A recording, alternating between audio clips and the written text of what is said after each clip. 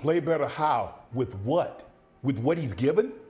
Do you realize that Brock Purdy had more rushing yards than the entire Cowboys team, Stephen A?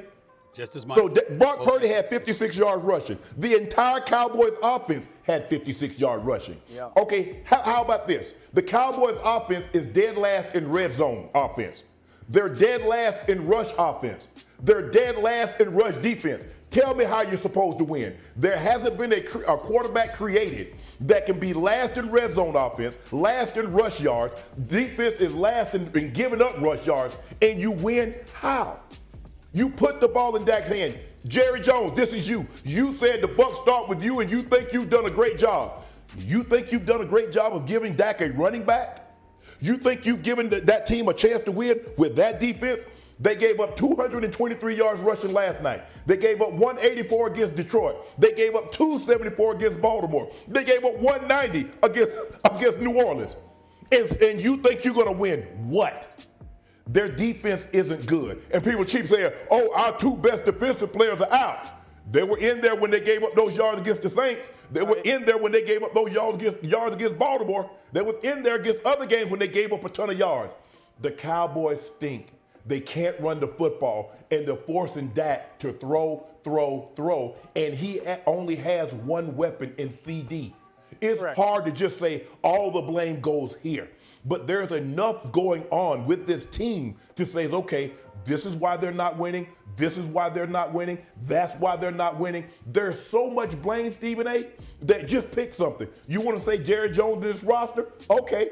You want to say Dak is playing bad? Okay. You want to say their inability to run the football? Okay. Their inability to stop the run. And remember I said it the second week of the season, Stephen A., I say if you can't run the football and you can't stop the run, that's a recipe for an ass whipping. And they got a whole heap of ingredients in that pot.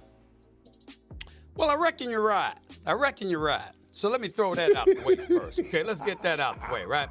But I got to tell you, having said all of that, D.O., having said all of that, Shannon Sharp, I'm going to throw it to 33%, okay? 33% for Jerry Jones for putting this roster together. 33% for Dak Prescott for being as awful as he's been. And 33% due to injuries. Because even though we're questioning the roster and some of the people that Jerry Jones has assembled, remember the Dallas Cowboys defensively are down their top 4 defensive ends and 2 of their top 3 corners. And so when you take that into consideration, there's but only so much you can do. The situation is this, though. You're supposed to be able to stop bleeding if you're a $60 million quarterback to some degree. We saw CeeDee Lamb get loose in the fourth quarter, a couple of touchdown passes, had 146 receiving yards. We saw what he could bring to the table. We appreciate what he brings, okay? If you're Dak Prescott, and listen, this is not me trying to get in somebody's pocket, because we all know that if Jerry Jones had signed Dak Prescott and CeeDee Lamb earlier, he'd have had about $20 million in cap space. It would have helped him immensely if he had acquired Derrick Henry, okay? That stud who works out in the offseason and lives in Dallas in the offseason and wanted to be a Dallas Cowboy. All of those things are things that we've already discussed. No need to engage in that level of revisionist history. With that being said, if you're the star quarterback, okay, we've seen stars before, restructure deals and what have you. Why? To make sure they're not on the football field by their lonesome, asked to do it all when you know they can't. Dak Prescott is an expert at getting his money. He ain't an expert at winning when it really, really counts. And he damn sure ain't an expert at stopping the bleeding. He's a front runner. When Dallas gets a lead, when they're in games, he can get it done for you. When the ship is sinking, that brother doesn't do anything but add weight to put you down. It's been proven. Don't look at me like that, Dan. It's absolutely proven. No, by the way, hold on. I'm almost finished. Let's just go by some of these stats here, okay? When we're looking at the Dallas Cowboys right now, you see what they gave up rushing, right? They gave up 36 carries, 223 yards rushing. 6.2 yards a carry. That ain't on Dak. That's on their defense. I definitely concede that. Ezekiel Elliott, Cowboys, 19 carries, 56 yards, not even 3 yards per carry. That is absolutely anemic. Rico Dowdle was unavailable, and they're making that a big deal. Their running back, Rico, not Rico Suave, fellas. Rico Dowdle, okay? All right, he wasn't available, all right? And that's supposed to, oh my Lord, that's supposed to have compromised the Dallas offense, even though when he's been in the lineup, they haven't been able to run the damn football, okay? And so we look at it from that standpoint. Everywhere you turn, it starts from the top with Jerry Jones, but you also got a quarterback that's very adroit at getting his money, but not adroit at a high level of production when it's counted and needed most. And defensively, they're compromised significantly due to injuries, and we get that part. But also, they got an offense that can't seem to move the chase. How many 3-and-outs did Dak Prescott and the Dallas Cowboys offense have last night? Think about that. 2 minutes. All right, here. This is where I'm going to push back on you, okay? There's not 2 or 3 quarterbacks in the NFL right now that would be playing well for the Dallas Cowboys. That's how poorly constructed this offense is, both in personnel and scheme. Guys, the first third down of the game, they ran draw on 3rd and 5. That's your play call? They go into halftime, fellas, up 10-6 on the road. Defense is playing their butt off. The first snap of the second half, they throw a 3-step flat route to a tight end for no yards. That's your play call? No quarterback would be playing well. 2 or 3 well in Dallas. All right, so coaching clearly I a agree major.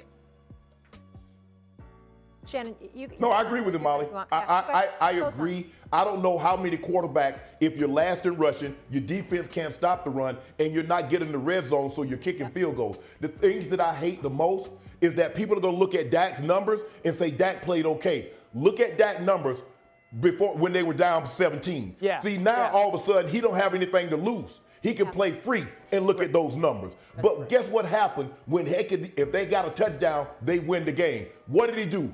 4 and out. And people are going to say, well, Shannon, he threw a dime to Kevon Turpin. Okay, what about that dime that he threw to the linebacker, Fred Warner? Fred Warner dropped the pick right in his hands. Fair point. So before you talk about the dime that he threw to Turpin, talk about that dime that he threw to Fred Warner that would have ended the game much earlier than what it did. Right, Dak is playing bad. The roster can't help him because they can't run the football, and outside of CeeDee Lamb, he doesn't have any place to go with the football. And that defense, Stephen A., you say the top 4 defensive guys are out. Were they there against New Orleans? Were they there against Baltimore? Were they there against the Lions? I just want to know. So we reached the halfway point on the NFL, and we got some great picks already for Week 11 ready to go. And I absolutely love this, guys, because this is actually on BetUS. They have the fastest payouts in the industry, and right now they have 150% bonus on your first deposit, and then 125% bonus on your next 2 deposits up to $2,000 with code YouTube150. So definitely go check them out, guys. I actually am thinking of putting my money on the Atlanta Falcons to beat the Denver Broncos, and also the Rams to beat the New England Patriots. So it is going to be a very exciting Week 11, but definitely go check out BetUS. Like I mentioned, 150% bonus on your first deposit, and then 125% bonus on your next 2 deposits up to $2,000 with code YouTube150. So definitely go check them out, guys, and let's get back into the video. So it's an interesting time for the Dallas Cowboys ahead, but a big trade that could definitely happen before the trade deadline that is currently being rumored is the Chase Young trade for the Dallas Cowboys to actually acquire him. Now, the NFL calendar moves near at its official midpoint week, and we have seen the Dallas Cowboys not do a very good job.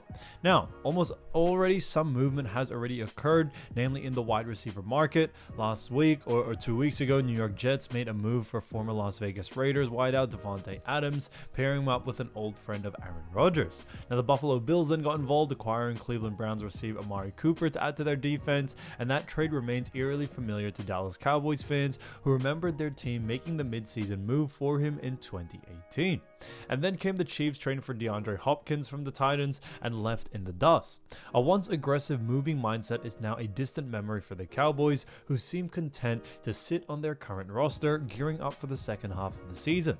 Nonetheless, that has not stopped the influx of guesses and theories of whom America's team could go get.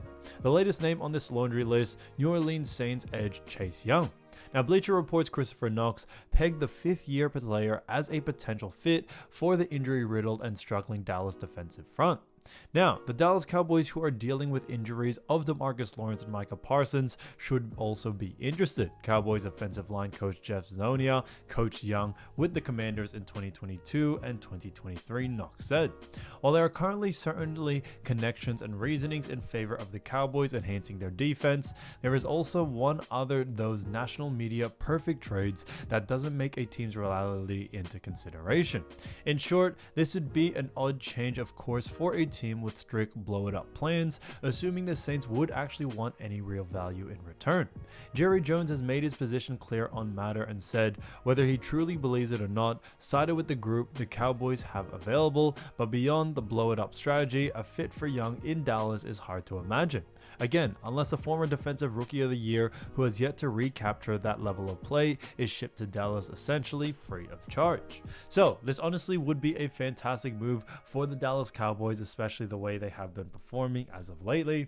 The Dallas Cowboys haven't been able to put together such a great performance, and I do believe that they need to make a change now if they want to change anything. They recently just lost against the Falcons, and it's not looking very good for the Cowboys, and this is a big reason why the Dallas Cowboys are definitely in trouble.